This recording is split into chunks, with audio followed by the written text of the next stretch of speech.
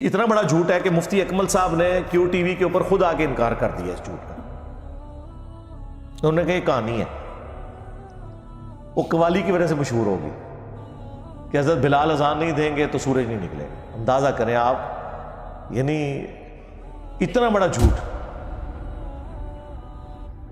جبکہ ہمیں بخاری مسلم میں بالکل الٹ ملتا ہے اس کا۔ بخاری مسلم دونوں میں حدیث ہے، مسلم میں ذرا تفصیل کے ساتھ ہے، بخاری میں اس کا کچھ حصہ ہے۔ مسلم میں یہ ہے کہ نبی علیہ السلام ایک سفر کے دوران صحابہ کرام سے مشورہ کیا تو اکثریت کی رائے یہ تھی کہ رات کو آرام کرتے ہیں، فجر کے وقت نماز کے لیے اٹھ جائیں گے۔ نبی علیہ السلام کی خواہش یہ تھی کہ یہ سفر ہے، ہو سکتا ہے رات کو ہم سوئیں اور آنکھ نہ کھلے۔ اس زمانے میں کوئی الارم یا اس طرح کی چیزیں تو نہیں ہوتی تھی، تو نماز پڑھ کے ہی سوئیں۔ بہرحال حضور نے مشورہ مان لیا اور الٹیمیٹلی حضرت بلال کی ڈیوٹی لگی کہ وہ اپنی سواری پہ، اونٹ پہ بیٹھ کے مشرق کی طرف دیکھیں گے۔ جب پو پھوٹے گی نا طلوع فجر کے لیے، ختم سیری والی پو جو سفیدی ہلکی سی نکلتی ہے، جو فجر کا وقت ختم ہونے کے بعد نکلتی ہے وہ زردی ہوتی ہے جو سورج نکل رہا ہوتا ہے۔ ایک فجر کا وقت داخل ہوتے وقت ہلکی سی سفیدی پھوٹتی ہے مشرق کی طرف، جسے صبح صادق کہتے ہیں، جبکہ وہ بالکل وائٹ اور بلیک ڈورا جو ہے وہ ممتاز ہو جاتا ہے۔ اس سے پہلے جو ہلکی سفیدی ہے اسے صبح کاذب کہتے ہیں، جھوٹی صبح، وہ صبح نہیں ہوتی۔ پھر وہ صبح صادق آتی ہے جسے ہم طلوع فجر کہتے ہیں یا ختم سیری، تو وہ آگاہ کر دیں گے۔ لیکن اللہ کا کرنا کیا ہوا کہ حضرت بلال تھوڑی دیر تو وہ دیکھتے رہے، پھر انہیں بھی اونگ آنا شروع ہوگی اور وہ بھی سو گئے۔ مسلم شریف کے الفاظ ہیں، سورج اتنا بلند ہوا تو نبی علیہ السلام کی آنکھ کھلی، پھر باقی لوگ کھڑے ہوئے اٹھ کے۔ سب سے پہلے تو حضور نے کہا اس جگہ کو چھوڑو، یعنی ظاہر ہے یہ ایک شیطان کا غلبہ ہوا ہے ادھر کہ سب کی نماز فجر کا وقت گزر گیا۔ پھر حضرت بلال سے پوچھا بھائی تیری ڈیوٹی لگائی تھی؟ ان کا یا رسول اللہ جس طرح آپ کو نیند آ گئی مجھے بھی آ گئی۔ کوئی حضور نے یہ نہیں کہا کہ تو نے یہ گستاخی کیوں کی، میرا نام بیچ میں کیوں لیا ہے، کیونکہ یہ نیچرل چیز تھی۔ بعض حضور نے کہا یہاں سے اپنا سامان اٹھاؤ، پھر کسی اور جگہ پڑاؤ کیا۔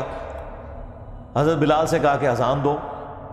ویسے آپ ہوتے تو کہتے بلال تے آج اون تو کچھ عرصہ تو چھٹی کرنا، تو جڑا کام پایا ہے نا سارا دن نماز خراب کیتی ہے۔ نہیں، حضرت بلال سے اذان دلوائی، اور پھر آپ نے، سورج اتنا بلند تھا، آپ نے فجر کی نماز جماعت سے پڑھائی۔ اور پھر آپ نے فرمایا کہ اگر کوئی شخص سویا رہ جائے یا بھول جائے تو جیسے ہی اس کی آنکھ کھلے اس کے لیے نماز کا وقت وہی ہے۔ اور پھر آپ نے قرآن کی آیت تلاوت کی، وَأَقِمِ الصَّلَاةَ لِذِكْرِي، اور میری یاد کے لیے نماز کو قائم رکھنا۔ یہ جو آخری حصہ ہے نا کہ کوئی بھول جائے یا سویا رہ جائے، جب یاد آ جائے نماز پڑھ لے، اور پھر حضور کا وہ آیت تلاوت کرنا، یہ حصہ بخاری میں بھی ہے، لیکن مسلم میں پورا واقعہ لکھا ہوا ہے۔ اس واقعے سے کتنے مدنی پھول ملتے ہیں۔ ایک تو علم الغیب والا عقیدہ آپ کا کلیئر ہو گیا کہ نبی علیہ السلام بھی سوئے رہ گئے، آپ کو نہیں پتا چلا، ورنہ آپ نے جان بوجھ کے تو نماز نہیں قضا کرنی تھی۔ حاضر و ناظر والا بھی عقیدہ، استعانت والا عقیدہ، آپ کے سارے وہ عقیدے جو آپ نے خود سے بنائے ہوئے ہیں۔ حالانکہ نبی کے بارے میں تو یہ ہے، بخاری مسلم میں آیا کہ نبی علیہ السلام نے فرمایا کہ ہم انبیاء کی صرف آنکھیں سوتی ہیں، دل جاگتا رہتا ہے، اس لیے نبیوں کا وضو نہیں ٹوٹتا سونے سے۔ جو حضرت عائشہ کہتی ہیں اسی حدیث میں کہ حضور کے خراٹوں کی آواز میں نے سنی۔ نبی علیہ السلام بہت اونچے نہیں لیکن تھوڑے بہت تو خراٹے لیتے تھے جو سوتے وقت آواز آتی ہے، اور آپ اسی طرح نماز آپ نے پڑھا دی۔ آپ نے فرمایا ہم انبیاء کا دل نہیں سوتا، صرف آنکھیں سوتی ہیں، لہٰذا انبیاء کا وضو سونے سے بھی نہیں ٹوٹتا سوائے ان چیزوں کے جن چیزوں سے ٹوٹتا ہے۔ تو چونکہ وہ غافل نہیں ہوئے ہوتے، لیکن یہاں پر نبی علیہ السلام کو پتہ ہی نہیں چلا کہ سورج نکلا ہے، تو یہ مسئلہ بھی کلیئر ہو گیا۔ اور یہ مسئلہ بھی کلیئر ہو گیا کہ حضرت بلال حبشی رضی اللہ تعالیٰ عنہ، جن کے بارے میں آپ نے قوالی میں سنا تھا کہ وہ اذان نہ دیں تو سورج نہیں نکلتا، وہ تو سوئے رہ گئے اور سورج نکلا کیا؟ باہر نکلایا. جس دن بلال کی عزت سٹیک پہ لگی ہوئی تھی اس دن تو سورج نکل آیا. اگر حضرت بلال کی عزت کی حفاظت دیکھی جائے تو اس دن ہونی چاہیے تھی کہ کوئی فرشتہ جا کے حضرت بلال کو جگا دیتا کہ حضرت اٹھو، نہیں تو لوگوں نے گھلاں کرنی ہے جی بعد. اور وہ واقعہ جی، وہ جو ان کی زبان میں لکنت تھی تو وہ صحابہ نے شکایت لگائی تو اگلے دن حضور نے ان کو اذان دینے سے روک دیا، تو اس دن سورج ہی نہیں نکلا. لیکن یہ ہے کہانی، اور مسلم شریف نے وہ کہانی کھول دی. اسی لیے ہم کہتے ہیں یہ کتابوں کا خدا، یہ کتابوں کا پیغمبر، یہ کتابوں کا واقعہ، اور وہ بابوں کے بتائے ہوئے واقعات. مرنے سے پہلے اے مسلمان کر لے اس پہ غور، کتابوں کا خدا اور ہے، بابوں کا خدا اور. کتابوں کا بلال اور ہے، بابوں کا بلال اور. ہاں، وہ چیز جو قرآن و سنت میں رپورٹ ہوئی ہے وہ تو بالکل اس کے اپوزٹ ہے. اور اس واقعے سے یہ بھی پتہ چل گیا کہ اگر کوئی شخص سویا رہ جائے یا بھول جائے تو جس وقت بھی وہ نماز پڑھے گا اس کی نماز درست ہو جائے گی، وہ نماز قضا بھی نہیں ہوگی. جان بوجھ کے نہ کی ہو. بعض اوقات انسان لیٹ اٹھتا ہے نا تو لوگ پوچھتے ہیں میں قضا پڑھنی ہے، ادا پڑھنی ہے. تو آپ جب اشراق کے وقت میں فجر پڑھیں گے تو آپ کی ادا ہے، بشرطے کہ آپ نے روٹین نہ یہ بنائی ہوئی ہو. کتنے لوگ ہیں پوری رات بیٹھ کے نیٹ پہ اور واٹس ایپ کے اوپر فضولیات میں ٹائم ضائع کرتے ہیں، اور فجر کی جب اذانیں آتی ہیں تو وہ سو جاتے ہیں، اور پھر وہ کہیں گے جی ہم اٹھ کے نماز. نہیں، ان کے لیے نہیں. ہاں، کوئی رات کو ٹائم پہ سویا، کسی دن کوئی اچانک ایسا معاملہ ہو گیا تو وہ اسے پھر غم کھانے کی ضرورت نہیں ہے، وہ نماز ادا کرے، اس کی نماز ادا ہے. اور اس واقعے سے یہ رزلٹ بھی نکلا کہ اس طرح کی جو نماز ہے وہ آپ جماعت سے بھی ادا کر سکتے ہیں. سورج نکلا ہوا ہے اور حضور نے یہ نہیں کہ اپنی اپنی پڑھ لو، اذان بھی دلوائی اور نماز پڑھی. اور ضمناً میں ایک برکت کے لیے ایک واقعہ عرض کر دیتا ہوں جو پبلک میں اسی کے ساتھ کا ایک جھوٹا اور واقعہ مشہور ہے. وہ کہتے ہیں جی حضرت میر معاویہ کی ایک دفعہ فجر کی نماز قضا ہوگی. یعنی جن لوگوں کے بارے میں قرآن و سنت کے دلائل میں اگر کوئی چیزیں ان کو نہ ملے، ان کو اونچا کرنے کے لیے انہوں نے جھوٹے واقعات منسوب کیے ہیں. اور یہ کون لوگ سنا رہے ہیں؟ جو یہ کہہ رہے ہیں نبی کو بھی علم غیب نہیں ہے، وہ شیطان کا علم غیب مانتے ہیں اور پتہ نہیں کیا کچھ ماننا شروع کر دیتے ہیں. وہ کہتے ہیں حضرت میر معاویہ کی فجر کی نماز ایک دفعہ قضا ہو گئی تو وہ اتنا روئے کہ اگلے دن ان کو فجر کے وقت شیطان جو ہے نا انسانی شکل میں اٹھانے کے لیے آ گیا. اچھا جی، شیطان اٹھانے کے لیے آ گیا، کیوں؟ وہ کہتے ہیں اس لیے آیا کہ اس شیطان نے ان کو بتایا کہ کل جو آپ روئے تھے نا اس کی وجہ سے آپ کا ثواب کتنے گنا بڑھا دیا گیا ہے، تو میں نہیں چاہتا کہ آپ دوبارہ نماز قضا کریں اور آپ کو پھر اتنا ثواب رونے کے اوپر ملے، تو میں آپ کو فجر کے وقت اٹھانے کے لیے خود آ گیا. اندازہ کریں آپ یار، یعنی یہ لوگ کس طرح کے جھوٹے واقعات بیان کرتے ہیں. یہ جو ثواب اور عذاب کا معاملہ ہے یہ اللہ اور فرشتوں کے درمیان راز ہے، اس کا شیطان سے کوئی لینا دینا نہیں ہے. آپ شیطان کا علم غیب مانے ہوئے ہیں ماموں جی کو بڑھانے کے لیے، ظاہر ہے. دوسری طرف کہتے ہیں نبی کو نہیں پتا، یعنی شیطان نے یاری لگائی ہوئی ہے فرشتوں کے ساتھ کہ تو خبر لیک کرنی ہے تو میں پھر کل جگاواں گا کس کس نو میں جگانا. اللاجیکل جھوٹی باتیں، ان کا کوئی دین سے لینا دینا نہیں ہے. یہ اللہ اور بندے کا معاملہ. پھر تو بڑا اچھا طریقہ مطلب پتہ چل گیا کہ بھی ایک بندہ اگر نہیں اٹھتا تو وہ پھر یہ انتظار کیا کرے کہ مجھے شیطان ہی آپ اٹھائے گا آ کے، ورنہ میں روزانہ زیادہ جو ہے حضرت میر معاویہ کی سنت پہ، کیونکہ آپ تو کہتے ہیں کہ صحابہ جو ہے وہ ستاروں کی مانند ہے، جس کی بھی پیروی کرو کامیاب ہو جاؤ گے، تو پھر پیروی کریں، آپ روزانہ نماز قضا کریں، روئیں اور زیادہ نمازوں کا ثواب کمائیں. پھر تو ہم پوری ایکویشن لگا کے کورالز بنا کے پوری ایکویشنز بنائیں گے. یہ کیوں آپ لوگوں کو جھوٹے واقعات سنا کے اور اس شخص کا گرویدہ کرنے کی کوشش کرتے ہیں کہ جو خلفائے راشدین کے ساتھ اور خصوصاً چوتھے خلیفہ مولا علی بن ابی طالب رضی اللہ تعالیٰ عنہ علیہ السلام کے ساتھ جنگ کر چکا ہے. صحابی ہونے کا احترام اپنی جگہ، وہ سب کچھ ہم رضی اللہ عنہ بھی کہتے ہیں، لیکن اس طرح آپ کسی کو اونچا کرنے کے لیے اس طرح کے جھوٹے واقعات تو منسوب نہ کریں. تو چاہے حضرت بلال کی شان کو بڑھانے کے لیے کوئی واقعہ جھوٹا منسوب کرے، خواہ حضرت میر معاویہ رضی اللہ تعالیٰ عنہ کے حوالے سے کوئی جھوٹا واقعہ منسوب کرے، غلط ہے۔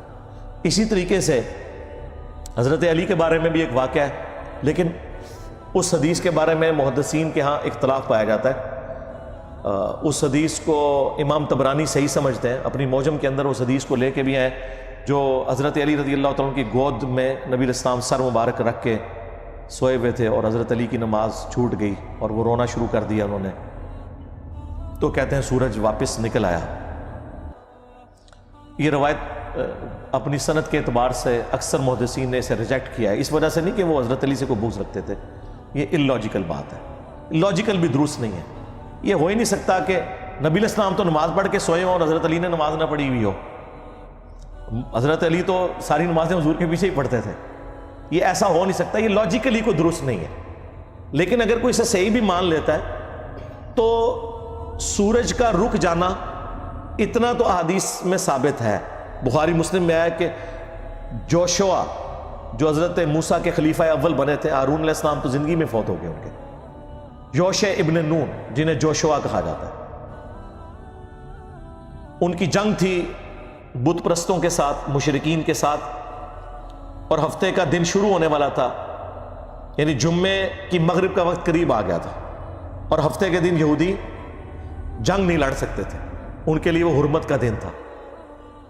اب بالکل جنگ اینڈ پہ پہنچی ہوئی ہے، فتح قریب ہے، تو حضرت یوشع ابن نون نے اللہ کے حضور دعا کی کہ اے اللہ میرے لیے سورج کو روک دے، آج کا دن تھوڑا لمبا کر دے تاکہ ہم کافروں کو شکست دے لیں، کیونکہ اگر مغرب کا وقت آ گیا تو جنگ روکنی پڑے گی۔ تو حضرت یوشع ابن نون کی دعا کی برکت سے اللہ نے سورج کو روک دیا، یہ بخاری مسلم کے الفاظ ہیں، اور ان کو فتح نصیب ہوگی۔ تو یہ پاسبلٹی موجود ہے، لیکن اس طرح کہانیوں میں رنگ بھرنا کہ اس سے آپ کسی کو اس طریقے سے بڑھانے کی کوشش کریں یا اس میں سے کچھ نکالنے کی کوشش کریں، بالکل اس طریقے سے حضرت ابوبکر صدیق کے بارے میں بھی وہ بالکل جھوٹا واقعہ ہے کہ غار ثور کے اندر وہ سانپ کاٹ گیا تھا، انہوں نے ایک ایڑی رکھ دی تھی وہ ایک سوراخ کی وجہ کا، اور وہ سانپ جو ہے وہ کتنے سالوں سے حضور کی صحابیت کا شرف حاصل کرنے کے لیے انتظار کر رہا تھا اور وہ ڈس لیا۔ سب جعلی واقعات ہیں، خود محدثین نے لکھا ہے، مشکات میں بھی باقاعدہ حضرت عمر کے بارے میں بھی لکھا ہوا ہے کہ وہ کہتے تھے مجھے ابوبکر کی اس ایک رات کی نیکی مل جائے، پوری زندگی کی نیکیاں میں دے دوں گا۔ یہ جھوٹی روایت ہے، سچی روایت مسلم شریف میں ہے، اور حضرت ابو ہریرہ روایت کر رہے ہیں کہ حضرت عمر کہا کرتے تھے کہ جب حضور نے فرمایا میں کل اس شخص کے ہاتھ میں جھنڈا دوں گا جو اللہ اور اس کے رسول سے محبت کرتا ہے، اللہ اور اس کا رسول اس سے محبت کرتے ہیں، تو میری یہ پہلی دفعہ خواہش ہوئی کہ وہ جھنڈا مجھے ملے جو علی کو مل گیا۔ یہ حدیث مسلم شریف میں ہے، یہ اہل سنت کے ہاں کسی کو پتہ ہی نہیں تھی، میرے سے پہلے نہ کبھی کسی نے بیان کی، نہ کسی نے کہیں پمفلٹ میں لکھ کے امت کو بتائی، اور وہ جھوٹی حدیث حضرت ابوبکر والی بیان کرتے رہے۔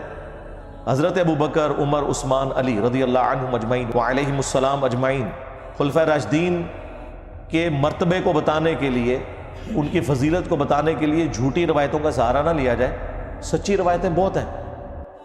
یہ بہت خطرناک معاملہ ہے، بعض اوقات رسول اللہ کی طرف کوئی چیز منسوب ہو جاتی ہے، بخاری مسلم میں حدیث ہے اور اس کے راوی خود مولا علی ہیں، یہ مسلم کی پہلی حدیث ہے، بخاری میں بھی ہے، جس نے میری طرف کو جھوٹی بات منسوب کی جو میں نے نہیں فرمائی تو وہ شخص اپنا مقام جہنم میں دیکھ لے، ولیعوذ باللہ تعالی۔ بلکہ بخاری اور مسلم دونوں میں حدیث ہے کہ مولا علی علیہ السلام جب جنگ نہروان کے لیے جا رہے تھے خوارج کے خلاف، تو اپنے ساتھیوں کا مورائل بلند کرنے کے لیے، کیونکہ وہ ساتھی تھے جو آپ کے جنگ صفین کے موقع پر آپ سے ٹوٹ کے الگ ہوئے تحکیم کے ایشو پہ، تو باقی ساتھیوں کے دل میں تھا کہ یہ اتنی لمبی نمازیں پڑھتے ہیں اور یہ سب کچھ، تو حضرت علی نے حدیث بیان کی بخاری مسلم دونوں میں کہ میں آسمان سے زمین پہ گر پڑوں یہ تو مجھے گوارا ہے، لیکن یہ بات گوارا نہیں کہ میں رسول اللہ کے بارے میں کوئی ایسی بات کروں جو میں نے خود نہ سنی ہو۔ یعنی حضور پہ حدیث باندھنا یہ اتنا بڑا جرم ہے کہ کوئی شخص آسمان سے زمین پہ گرے، اس کے ٹکڑے ٹکڑے ہو جائیں، وہ عذاب کم ہے، اور رسول اللہ پہ جھوٹ باندھنے کا عذاب بڑا ہے۔ تو پھر حضرت علی نے یہ جملہ بولنے کے بعد خوارج کے خلاف قتال کرنے کے بارے میں حدیث بیان کی کہ اس امت کے بہترین لوگ ہیں جو خوارج کو قتل کریں گے۔ لا پھر ایک بار وہی बादौ जामे साकी ला फिर एक बार वही बादौ जामे साकी हाथ आ जाए मुझे हाथ आ जाए मुझे मेरा मकाम साकी ला फिर एक बार वही बादौ जामे साकी 300 साल से हैं हिंद के मैखाने बंद 300 साल से हैं हिंद के मैखाने बंद अब मुनासिब है तेरा फैज हो आमे साकी अब मुनासिब है तेरा फैज हो आमे साकी